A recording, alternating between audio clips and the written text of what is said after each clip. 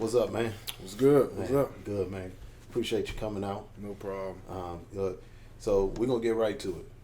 You were probably one of the biggest, two-sport athletes to, come out of the DMV, in the 8th grade when I met you. Yeah. And let me ask you, what was the determinant factor? What made you decide, football was the sport for you over basketball when you were so talented at both of them? Really, it was, I think, my 7th grade year, whenever I had to get surgery on both of my knees.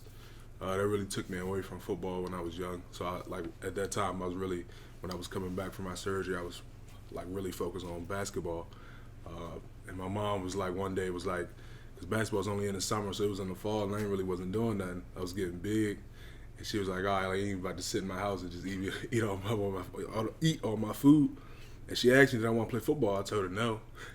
And then 2 weeks later, she was getting in the car. And next thing I know, I'm at a football practice. Right. And so that was my 7th grade year. That was the first time I got back into football after a couple years off from my surgery. And then my 7th grade year, I was good at it. Because at first, I was always just the young big kid. So I was always the same height and weight as people, but I was always the youngest. So I didn't really like football when I was young because I was 3-4 years younger than everybody because my weight I had to play up so high. And so my 7th grade year was the first time I was playing with kids my age, and it was just easy and it was fun, just dominating people. So I was like, this ain't too bad. And then all the high schools started coming and talking to me. And these was big high schools, and then I was like, all right, I could do this.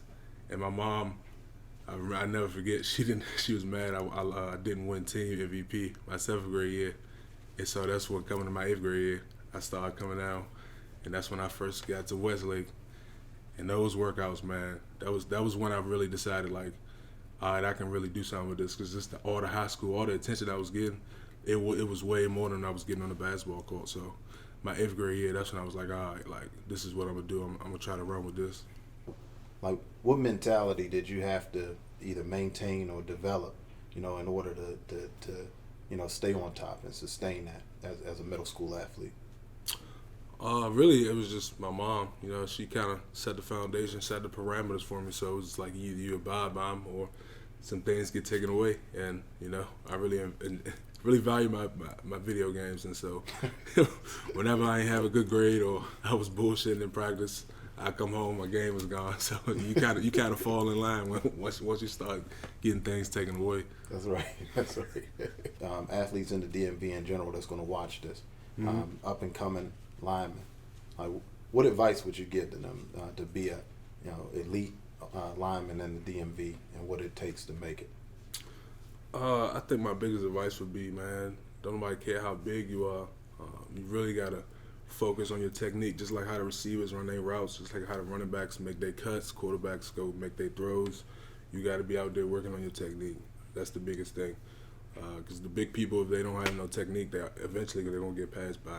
So you got the size, that's step one, that gets you in the door.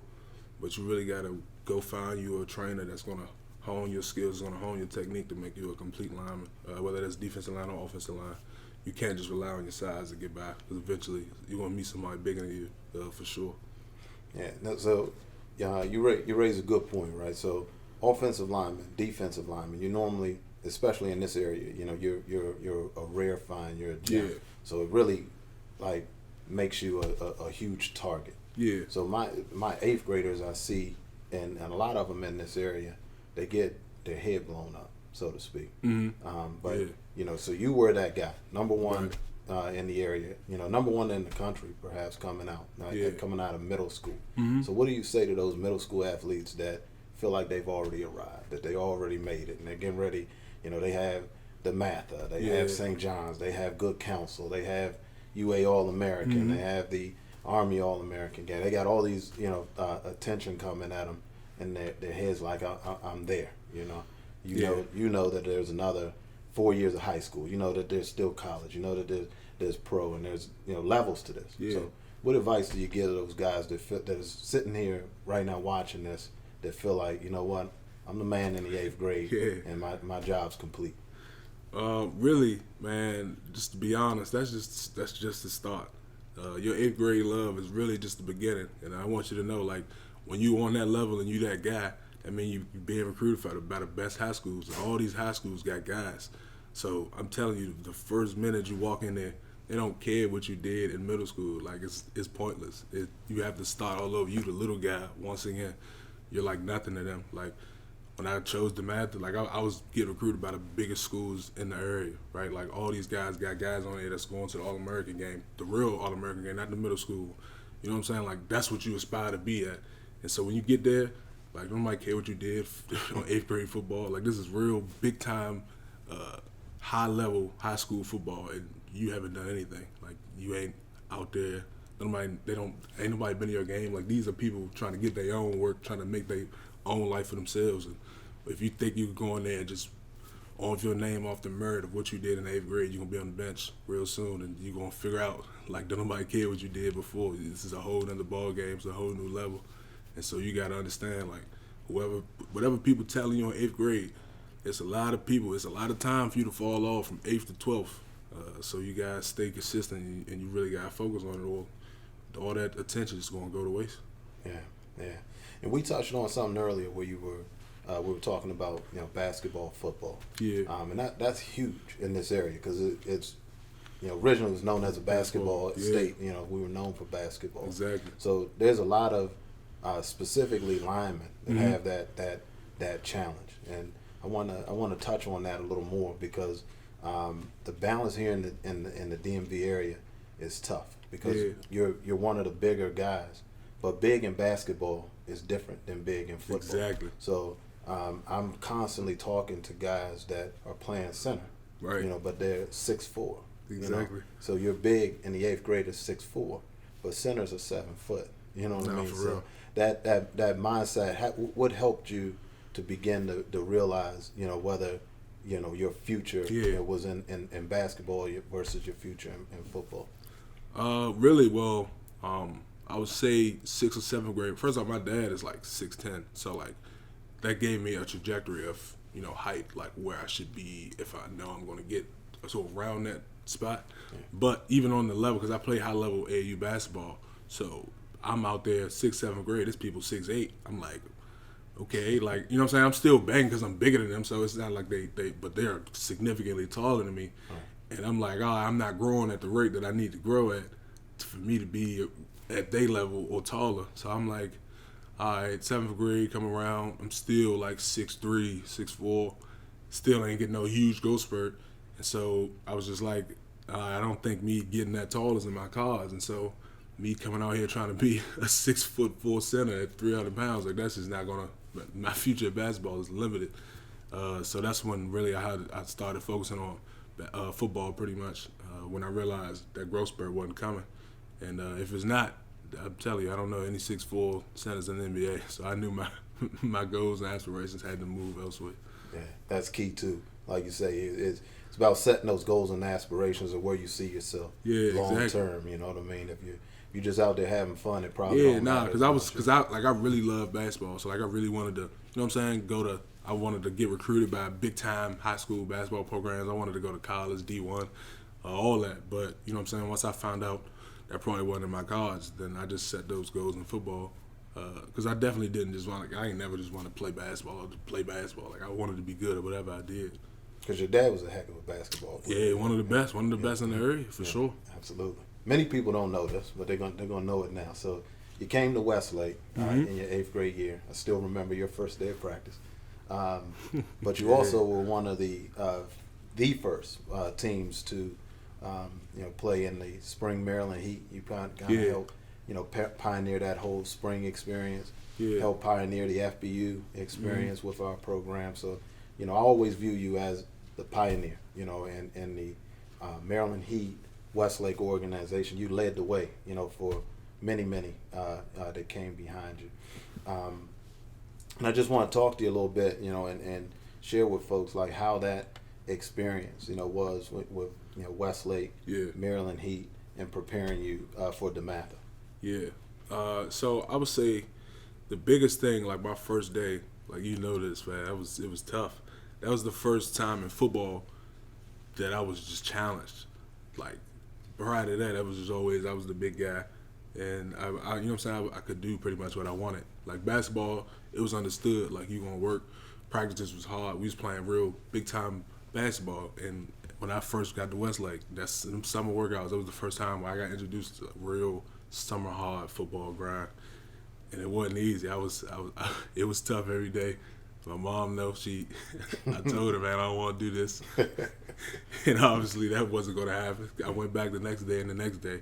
It was never easy, but it got easier mentally, and I got better at it. But that was the first introduction to hard work for me on a football field. And that really set the foundation. That was the really first year of foundation of me working hard. Not just me using my size to get by. I really started to work on myself, work on my technique, conditioning, all the running that we did, man. That was the first time where I started to work hard for a goal, and it really showed during the season. That whole season, man, was crazy. Like, we was unstoppable. I was unstoppable, and I feel like the summer workouts was a big part of it. And that really just set the foundation for high school, of course, because, man, the math workouts wasn't easy at all. And if you don't got that mental aspect, the capacity to push through and not quit, I think that was the biggest thing that I learned from Westlake, is just not to quit. Because even though I was dominating on the field, man, all them running, I hated running. So, you know what I'm saying? Oh, yeah. Yeah, so it was just like, that was the hardest part for me. It was never the games or nothing like that, but that really set my mental capacity for me to work hard in high school. No doubt. Those summer workouts and 110 sprints. Yeah, man. We was doing real college workouts out there. We 13, like, for real. Yeah, that was great times. And no honestly, no turf. We in the dirt. In the dirt. Hot rocks, hills. Yeah. And you know, honestly, one of the most dominant teams I've ever coached. You know, I still remember, you know, that year, and you know, probably the first experience that I had, and where we, you know, did pioneer that we need to move up in a level. Yeah, it was too easy. Because the starters weren't getting enough playing time. The first time ever for me coaching, I had the starter parents fussing at me because I had to pull them out by halftime because we were up 40, 50 points. And I'm like, man, I'm getting cussed out by the starters. Normally I'm getting cussed out by the second, third string, but the starter parents, like, you know, my son only got, you know, so reps. I'm like, we were up by 50. Yeah, man, that was a great time, I'll tell you. And you know, one of the things you also brought to the table, and this will, you know, come to light, you know, later too, with, you know, DeMatha and, you know, your first transition to college at Maryland. Like, you were a leader. So like when you came down, like, you brought others with you. Yeah. You brought, you know, Lolo. You brought Jason. You brought, you know, guys with you. Yeah. And then, you know, and so on to DeMatha, and everywhere you go, you tend to, you know, have a silent leadership about you of bringing, you know, guys with you. So, you know, talk to me a little bit about that. Like, how do you, because, you know, football-wise, you're not the guy that's going to be out there, you know, rah-rah, but there's something about your leadership quality and how you go about getting others, you know, to follow, you know, where you're going. Man, I just feel like the biggest thing for me which is what I've been taught and pretty much told about my leadership, is just you have a powerful voice, and people just recognize my genuineness and my authenticity, man. So I feel like when you have those relationships with people, you don't really gotta scream and yell and things like that. So I feel like Jason coming down to middle school to play, like he only came, you know what I mean? We were great friends. We played basketball together. Lo obviously was my cousin. So I mean, those people just came and wanted to, you know, do something with me. Obviously it was a great year, so we did something special. Same thing for high school. Me and my cousin, you know, we decided we were going to go to the same high school. We were going through that process together. And, you know, I feel like my class there, we set the foundation to get all these big recruits, put DeMatha back on the map. So, I mean, it just wasn't just me, but I feel like when you go about your business the right way, you lead by example, and people know, you know, you're an authentic guy, and people really mess with you for who you are, then they're going to follow you, even though you're not, you know what I'm saying, technically the leader of the group, or you're not the rah-rah guy. Behind the scenes, people just know who genuine good people are, and they tend to follow and flock to that. I think that's, you know, very important, you know, to this to your position, because especially from a youth perspective, you're coming out, like you talked earlier about playing up. Yeah. A lot of people didn't realize, back in the day we were weighted football. Exactly. Yeah, it was no unlimited, man. So it was never sexy to play on the offensive, defensive line. Everybody wanted to be a skill position where they could touch the ball and score. So, one thing that impressed me, about you coming through, was that you were a leader, from that line position. So just want you to share that with some of the young up and coming, line prospects that, feel like, man, I can't get that shine unless I'm touching the football. Like, because to me, you were, the focal point, on our football team from the line. Yeah. And you did it in your own way of dominance, up front. But there's a lot of young fellas that feel like it's a punishment to be in the trenches. Yeah. So. Yeah, man. Like, they be trying to look cute, put all the little gear on now to play line. Like, I be saying it, you know what I'm saying? Like, and that's good. You can express yourself, but they just got to understand, like, what you're doing is pivotal. The guys who you see score touchdowns and get all the love, like, there is none of that without you. And you got to understand that in yourself internally. Like, you got to know, like, y'all really, like, you score touchdowns because I stop people from hitting you. You know what I mean? So it's like, you just got to understand how football works, and then you put more value into yourself. Like, yeah, like, I'm really the one running the engine. Like, offensive line, that's what they do, man. Like, you can't run the ball without offensive line. You can't throw the ball without offensive line. And I feel like all the accolades and stuff from people as far as, like, fans, I feel like I didn't really mind that because I was getting so much love from what mattered, like high schools, colleges, stuff like that. So when that was happening, I was like, I don't really care. Like, you know what I'm saying? Like, I'm the guy. Like, you know what I mean? So everybody's scoring the touchdowns, but who cares? Like, the college is coming to see me. You know what I mean? So that's once you get on that level and like, it's bigger things than people going to celebrate your touchdowns, like paying for no college, you know what I'm saying, no money out your pocket, then you start realizing, like, what I do is really important because you're going to be one of the first ones to get looked at because the position that you play and your size, if you're good at it, it's rare. So you just got to know, man. It's wide receivers and running backs everywhere. It's not linemen everywhere.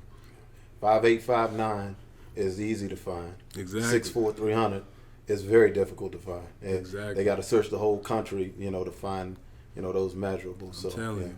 Yeah, that's facts. You got to understand that. You got to know that. Because it's going to come. It may not come now, but once it's time, when it really matters, all them people that were scoring touchdowns, all of them going to be fighting. Well, everybody flocking to you. You can be like, yeah, I'm glad I ain't scoring no touchdowns. It's easy. You know what I'm saying? Right. Dominated at the middle school level, without a doubt. I still remember your first scrimmage, man. I remember, we were scrimmaging Oxon Hill, and I don't know if you remember this, but you were playing nose guard in that game, and you were down. They couldn't even get a snap ball. Yeah, Coach, I remember that. Coach was like, "Hey, can you back?" And I'm fussing at you like, "Man, you ain't giving me enough, man. Give me more, you boy." You look at me and you say, "Coach, man, I can't hit him no more. You had blood, like, literally all down your jersey." And you're like, I ain't touching him. He bleeding. I was like, okay, cool. But, middle school now, you dominated. You're on both sides of the ball. I always thought you could have, very easily been one of the best, defensive tackles coming out as well. So you're now transitioning into high school. Mm-hmm. Talk to me a little bit about, your transition from elite middle school to now being at DeMatha High School. Man, it was just different. DeMatha is such a storied program, so much greatness, so many people that came through there, and that was just, you know what I'm saying? Once again, I was the guy. Like, every school wanted me. I was like the #1 middle school recruit, and none of that matters once you sign them papers and you go up, you sign up for your first day. I remember our first workout was in the gym. We was just running for like an hour. I was dead. Like, this is high school. This is what my future is. And it was hard summer workouts, man. And that really just set another bar for as far as hard work and what you got to do to accomplish the goals that I wanted. Like, I wanted to start as a true freshman. Obviously, I didn't there. We had a good right tackle there. Now he went to Florida State. That's just how it went. So I had to sit for a year there. That really just, made me focus, even though I was still on varsity, but I didn't play, and I really wanted to. So that kind of made me think about myself, think about my game as a youngin'. Like I said, I was the guy, like I was telling y'all earlier, like I was the one, you know what I'm saying? They came to talk to me. I was the guy who had everything going, and you had to hit the reset button. So I had to hit the reset button in my mind, let me know, like, I was not that guy no more. I had to become myself again. I had to get back to where I was in middle school and high school. Like, it's just a whole nother game. It's a whole nother level. And once I figured that out, I started working hard. I started, you know what I'm saying, getting my training going, strength training, all that, just to get back to where I was and get back to what I wanted to accomplish. And once I did that, I really took my game to another level. Yeah. And I remember that transition your sophomore year. Yeah. And let's talk about that a little bit, because, again, you know, football came easy to you, you know, at this point. And you realize now, you know, I had a guy in front of me I had to beat out. You know, I had to sit a little bit for my freshman year. Colleges are now starting to, you know, come and look at you, you know, heavily. And, you know, you and Mom's made a very significant change. And you mentioned training. You mentioned some things you were doing outside of just what you're doing, you know, with DeMatha. Mm-hmm. So let's talk about that a lot, because, you know, I think that I have so many young fellas that come through and they want to be a D1 football player. They want to go to the league, and they see you guys work out at high school, and they see you work out, but they don't realize if you want to be one of the 1%, there's some more that's got to go into that. So let's talk about that, because that involved your diet, everything. Man, the amount of money my mother spent on me, it was ridiculous, man. She was just like, she made my lunch every day. I had to eat around the clock. Training, I would go work out for DeMatha, get in the car, go to another workout. This is weekly, every day. Like, this is every day. I went to, on weekends, I went to technique training out in Virginia. This was just every weekend, every day. It was a grind outside of me showing up and doing school workouts. Like, I would leave school workouts, go lift weights again. Like, it's just like, it didn't stop. And that was what was needed. And that had to be done for me to become the person that I wanted to become. And obviously it worked, because it started to show. And I started getting recognition on a national level. And I was like, all right, like, it's working, so let me just keep going. And I just started, you know what I'm saying, I kept with the trainers I was doing and really just stuck with it. Because if you just relying on your high school workouts, you're just going to be a regular guy. Like, that's just simple. Sometimes it's some people that could just do it, you know what I'm saying? God bless them, so they don't really got to do much. It comes that easy to them, but for most people, you got to put that extra work in if you want to see some results that everybody else ain't getting. Yeah. It's a different life for you too, right? So, you know, as a high school athlete, you're working out 3 times a day.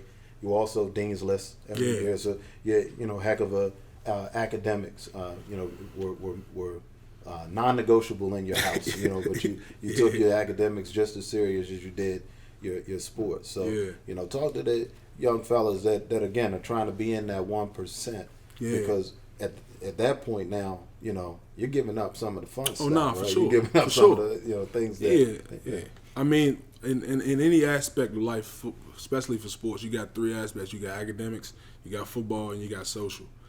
You can't pick all 3. You can only pick 2. And whatever 2 you picking, you're going to be good at, but one going to suffer. The academics was non-negotiable, so that couldn't suffer.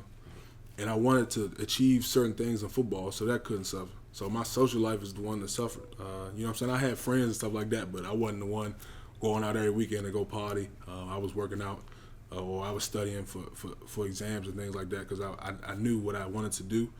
And so one aspect of my life was social. So you really got to pick. You got to understand that if you want to be the guy out here going everywhere, on every move, like, it's not enough time in the day for you to do everything. So something's going to have to suffer. Either you're going to be not good at school, or you're going to be great in football and great socially, or you're going to choose school and football and not be so great socially. It's really up to you, whatever route you want to choose, but that's the route that I chose, and obviously it worked out pretty good for me. For sure. You know, we've got some really talented young line prospects coming up through the pipeline right now. Mm-hmm. And, you know, again, that you really paved the way. You know, one of the biggest, if not the biggest line prospect coming out of the DMV area in recent memory. So talk a little bit about that experience, like what it was like being, you know, the number one, you know, specific line prospect in the DMV area. Man, had its ups and downs. I would say at first, because I got my first offer like 9th grade, so that was like just crazy. I didn't even take a snap, and I think Maryland was my first offer. me and Shane was like the only eighth, ninth graders with offers. And that was just crazy. My ninth grade year, like I said, I didn't play. My 10th grade year, I played the whole season. We won. We won states, and I still ain't have a lot of offers. And so I was like, man, like, what's going on? Like, this is, you know what I'm saying? This is what I wanted. I was the guy in middle school. Even though I was the guy on my team, I wasn't the guy on a national level yet. And so it was like, all right, what needs to happen for me to get to that stage that I want to get to? And so I never forget Azar. He was the head coach at Friendship. He was down in Alabama, just coaching down there. And he told me to come down there, do a camp. He was like, I know what you could do. And we going, you know what I'm saying, show these Alabama players how DMV football players get down. And so that was my first camp. That was my first major camp. Man, I crushed it. I don't think I lost a rep like the whole weekend. Like, Nick Saban was watching me. Like, that shit was crazy. Like, this is Nick Saban watching me, do one-on-ones just to see if I can, you know what I'm saying, I'm worthy for an Alabama offer. I crushed it. I ain't lose no rep. Then, you know what I'm saying, he invited me to his office. And basically, he just told me, like, yeah, you got an opportunity to come to Alabama. And once that happened, like, my life changed. Like, that was it. That was the one that catapulted me to what I was in high school. Once he told me that, this was the summer of my 10th grade year. I was about to be a junior. And I got the Alabama offer. The next day, like, I got back to the hotel. The next day, all these coaches just like, yeah, hey, you're offered. Yeah, you're offered. Yeah, you're offered. It was just crazy. I went to Alabama, did the same thing at Georgia, crushed Georgia. It was like, yeah, man, like, you're offered. This was Alabama and Georgia. Going into my 11th grade year, two of the best SEC schools out. Like, my life was changed, like, completely different after that. So once I got back home after that summer, man, I probably had like 10, 15 offers just off that summer. I went to Penn State. They just offered me. I just showed up. It was like, yeah, you got an offer. I was like, okay. And once I got back home after that summer, that's when, like, it took off. And so going into my junior year, did all them camps, man. I started just rising up rankings, and it got pretty crazy. It was like, all right, like, I went from, you know what I'm saying, not having all these offers to I got damn near every offer that you can imagine. And that's when stuff started getting hectic. But this is what I wanted. So it was fun at first. All these coaches calling your phone all times of the day, like, hey, what's up, man? Can we get you down here for a visit? And stuff like that. And it was just constant. Every school was trying to get, you know what I'm saying, trying to get a piece of me, basically, trying to get me to come to their school, visit their school so they could try to get their services, so I can get my services to go to their school. And so that was so much fun at first because it's like, man, people don't get to do this. Not a lot of people that reach that level of recruiting. And so it was just so much fun seeing all the letters styled up. We still got these huge bucket in my house of old letters, man. That was just so cool. And so it go from that to my senior year where I'm like, man, I don't got time for all these coaches keep calling me. And so that's when you when you see people trim their lists and things like that. That's to stop all the other coaches. Like, man, you don't have a shot at getting me. So please stop calling me. Like, this is the schools I'm focused on. And so it just really got hectic my senior year. I was like, all right, man, like, it was fun at first, but it's really getting repetitive at this point. I'm tired. I'm not a big talker, you know what I'm saying? So I was like, all these people calling me, trying to get me on the phone. I'm like, man, this is not what I do. And so I really just had to focus in on my football season. That's what I said I wanted to do. So that's why I committed late. I was like, I just block out the noise. And I really wasn't talking to no coaches my senior year. I waited till after I was done to really start focusing on that, take my business and stuff like that. And yeah, man, it was a cool experience though. I wouldn't trade it for the world, but it definitely had its ups and downs for sure. Linemen that's out there now that, you know, may be in your position in the future or maybe beginning to find themselves in that position now. If you could, you know, hindsight 2020, like, what advice could you give to that young offensive line prospect? Man, I think the biggest one was really you just got to block out the noise from the people closest to you, because I think that could be your biggest downfall, man. Because once you're in that position and people start seeing all the success you're having, it can breed complacency. So that's the biggest enemy to your success. Just to keep going as far as like that. People around you, they gonna see all the success and really put that in your head, like you're a guy, like you can do this, you're gonna do that before it gets done, and that's where the complacency sets in. So the biggest thing is I would give my myself, give any young guys really just to understand that there's more work to be done at all times. And whatever level you think you are is always a higher level that you can be at, even though no matter what people around you are saying or telling you. If you do that, then you always gonna be working, you're always gonna be getting better, and you're always gonna have the opportunity to reach a new level. So I feel like that's the biggest thing, is just never settle for complacency and block out the noise from the people around you. Let's fast forward a little bit. Great youth career, great high school career. I think 4 straight WCAC? Three straight WCAC championships. Now you're on college campus. Yeah. Let's talk about the difference. What's the transition and the difference from high school, highly recruited, now you're on campus? Like, what's that difference between high school and your first day on the job in college? Man, the main difference between high school and college is high school, you're one in a couple thousand. So on your team, it's probably, even if you go to a great team, it's probably like 3 or 4 of people like you that's going to be highly recruited and go anywhere they want. In college, it's a whole roster full of people like that. So you go in there, and especially it's people older than you, man. They 23, 22 years old. Like, they've been lifting weights for a lot longer than you have. So they bigger, stronger, faster, and they also know the offense. And so in college, man, you really got to hit the ground running. You got to know your offense. You got to be studying. You got to hit the weight room strong if you want to play early, man. That's the biggest thing. The biggest difference is just the speed and the size difference. They're way bigger and they're way faster.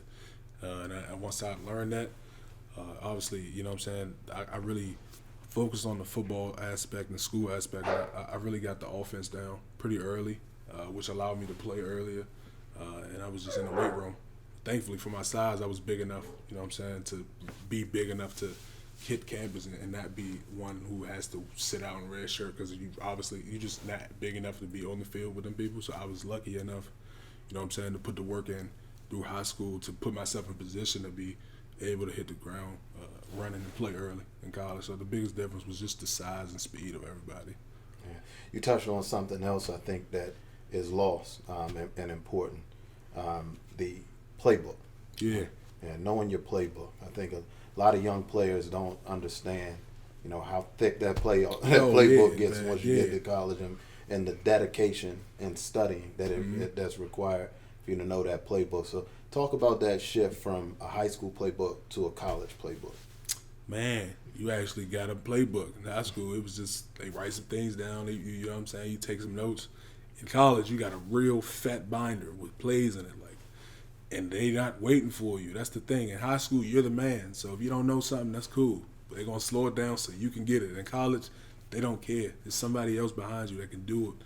So you really on your own. That's the thing. Like, they going to install it at the rate they want to install it. So it's a new system. It's a new scheme every single day. There's no going backwards. So if you don't get it that day, it's up to you to go around while in your free time to understand what was just said and what was put in today. Or if not, you just not gonna play. Like, as simple as that. Like, they don't got time to waste for you. Like, you may have been the guy when they was recruiting you, but they don't really care. Once you sign that line, you back again. Like I said, you back at the bottom. So, like, man, if you don't study that playbook, if you don't get it fast, you just won't be out there. As simple as that. That's how it works, and that's why most people really start to go early. You're starting to see now, because you can get that spring ball up under you where they install every scheme, and you actually get to go do it. That allows you to play in the fall, and so that playbook is everything. It's your ticket to get on the field. You crush it in the classroom as well. You had 2 bachelor degrees you finished with. You finish on dean's list every year. So you're a very high achiever, not just on the field, but you're a high achiever off the field. So talk to the young fellas on how you were able to balance all 3 of those pillars at a very, very high level. Man, it's really just about commitment and want to. I would say the biggest thing in college, like, you can ask my roommate, anybody, man, I was constantly doing schoolwork outside of, the football complex. Whenever we was in our apartment, everybody else chilling, I got homework to do. Like, everybody else ain't doing schoolwork because, you know what I'm saying, they just didn't, not saying that they didn't do good, but I wanted to succeed at a high level, and so that involved me studying sometimes, for tests and quizzes, and also just doing homework constantly because I also wanted to challenge myself with me completing 2 bachelor's degrees. I wanted to challenge myself academically as well as on the football field. So that's what I chose to do. I really set my sets out for business when I knew I wanted to major in business when I first decided to go to college. That's where all the money is. So that's obviously not an easy major to do in itself. And I think it was like my junior year I decided like, you know what I'm saying, if I take a couple more classes, I can get a whole nother bachelor's degree. So I put that schedule on myself during my senior year to really complete my goal of me getting 2 bachelors. But it took a lot of hard work, and that's a lot of commitment. You got to really put it in yourself that you want to do something. You want to be good at it. Because some people, school, you know what I'm saying, is not on a high value list, but it was on mine. And so whatever you put on that list, you're going to put time and dedication into it. And so you got to make your own list for yourself. And mine's involve academics. And so that's why I really put a lot of work and commitment into it. So what are your 2 degrees in? Business, supply chain management, and business marketing. Awesome. Yeah. Now Maryland, many don't know this, Maryland has one of the top business schools in the country, right? For sure. And that was talk to a little bit about that. It was a heck of an achievement that, you know, folks don't pay attention because they all focus on the football side. But getting into business, into that business school was a getting huge into business achievement. school, man. It was just like getting recruited. I was so happy. It was just like me getting an offer or something like that, man. It was crazy. I really had to. You got to take all these classes for like a year and a half just for you to get the opportunity to even be applicable. If you even apply to the business school, you got to take all these pre-courses just to even apply, man. So it was a chance that I probably wasn't going to get in, or you know what I'm saying. So when I finally got that acceptance letter, I was psyched, man. You can ask my mother. I sent her the picture and everything. It was only, I would say, like 5 people on the team in the business school, on the whole entire football team. So I was just ecstatic. Like, it was a big deal. It was a big accomplishment for me. I'm gonna put you on the spot. I vaguely remember those numbers, but let's see if you remember.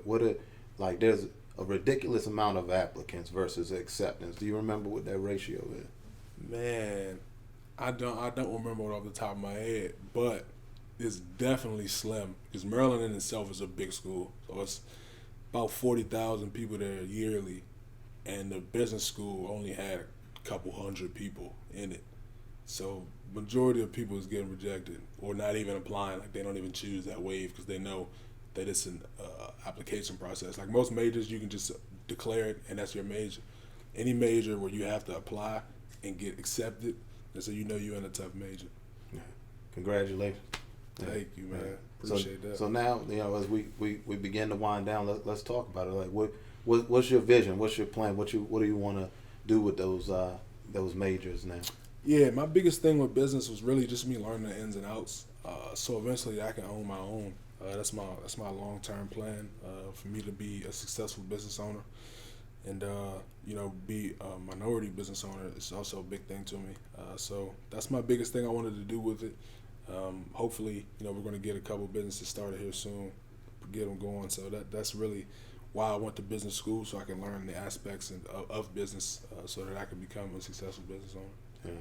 You know, the thing that I always say to the specifically to the high school football players that I coach, but even starting now with the young middle school athletes, is, you know, be a doctor that also plays football. You know, be you know, an engineer that also plays football. Be a businessman that also plays football. So, you know, that's great to hear and great for me to see you evolve to that it was, you know, let me define what I'm going to be long term to take care of my family.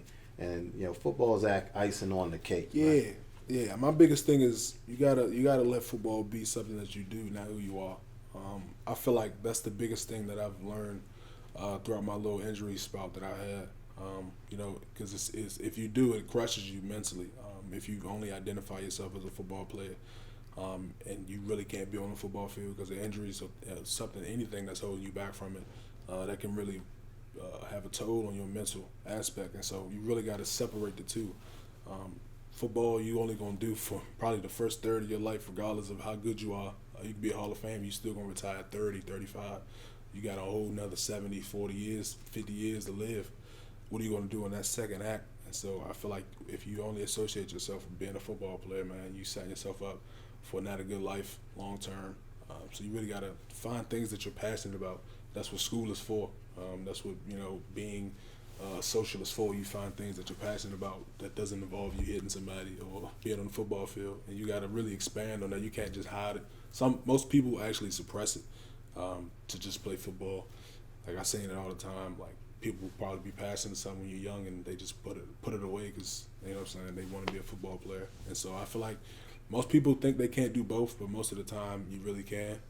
And I think that's the biggest thing. You got to understand that football is going to end for everybody, no matter how good you are. You got to have that transition going, or it's going to be slow, and you're going to have your struggles with it. So I feel like that's the biggest thing for me. Football is something that I do. It's really not who I am. At first, it wasn't that. I definitely only solely revolved around football at a point, and so that was the biggest thing from my injury history, just like reviewing myself and who I am, and that's when I just fell in love more with just learning new things outside of football, and it really interests me, and so that kind of helps you mentally as well. So I feel like that's the biggest thing. Look, man, I wanna personally thank you, because you have a heck of a testimony and a story that you've walked in this sport of football. Yeah. And it's very difficult to understand that these young fellas coming behind you, that they need to know who Terrance Davis was, because you paved the way for many of them to start coming to this area and recruiting. And they tend to forget. I tell some of the young guys now, we have 5-6 different uniforms they can pick from, and they always, Coach, we want this, and do we get a new uniform? We want a new glove. We already wore this one. And I always remind them, I was like, look, there's guys that played before you that earned everything that you're wearing, and they played in practice jerseys. Yeah. They played in low end, Exactly. uniforms and helmets, Sure. in order for you guys to get where you are. So I appreciate you coming and giving back and letting these young men, hear your story, your testimony, so that they can understand, man, that somebody had to cut the path for you. Yeah, Somebody sure. had to pave the way, and you paved the way for a lot of young players. You paved the way for the Maryland Heat program, and we're very thankful. You'll always be family, Sure. and you're always near and dear to our heart, and we thank you, for your time. No problem, man. It's always good to come back, man. That's where it all started for me. So We it's definitely always gonna be good to cheering come you back. on this year. Yes, sir. So you getting ready to leave for camp, right? Yep, pretty soon. Yes, sir. We're going back.